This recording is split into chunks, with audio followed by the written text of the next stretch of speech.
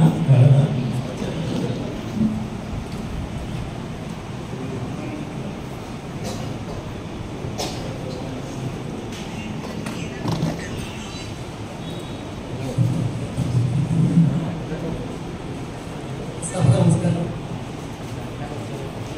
అందరికీ ఒక శుభాకాంక్షలు.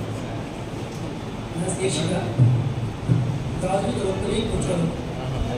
సో